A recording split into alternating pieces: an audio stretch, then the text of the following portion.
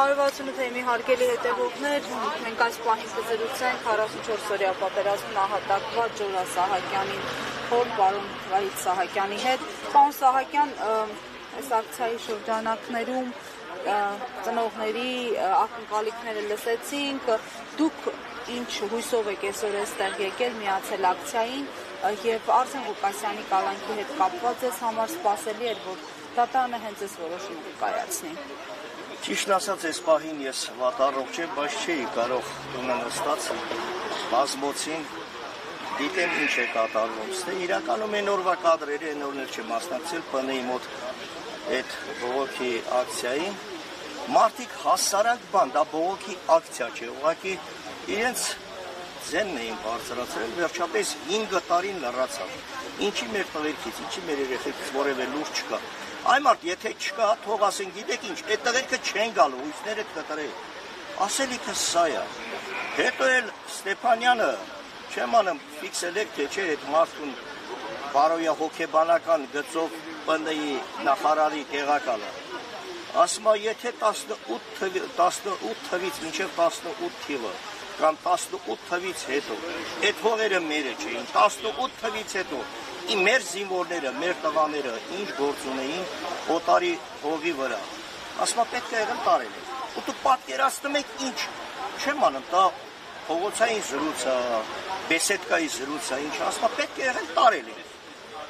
Փոխնախարար ես, փոխանակ մի հատ հարցին լուծում տաս, այդ մարդկանց աջակցես, ընդառաջես, ասես հայ եկել եք տղաներ, մի քիչ էլ համբերեք կգա, հեսա համապատասխան մարդ կգա ձեզ կընդունի ու հարցին լուծում կտա, չեմ անում ուղղակի, այս անտարբերությունը, այս արհամարական վերաբերմունքը, Արսենի կալանավորումը բոլորիս համար է սպասելի, ամենաակտիվ, ամենա դուզու խոսացող, ճիշտը խոսացող հերոսի հարազատներից կամ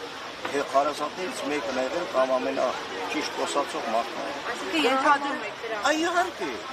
Իհարկե, ցավը տանեմ, ասում են խոսքի ազատություն, բայց խոսքի ազատություն չի։ Սա ուղղակի նորից եմ ասել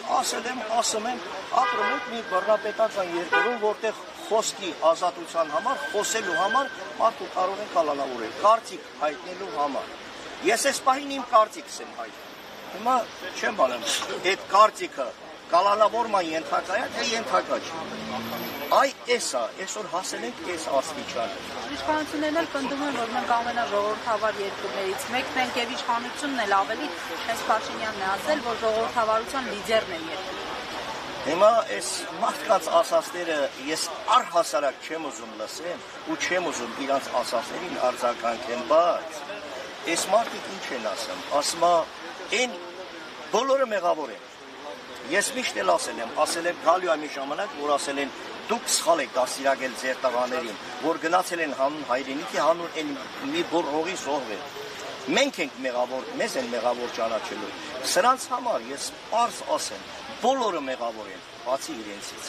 որ ամենագլխավոր մեղավորը ինքն է, բոլորը մեղավոր են, բացի հենց գերագույն գլխավոր հրամանատարից։ Շնորհակալություն։ Ես էլ եմ շնորհակալ։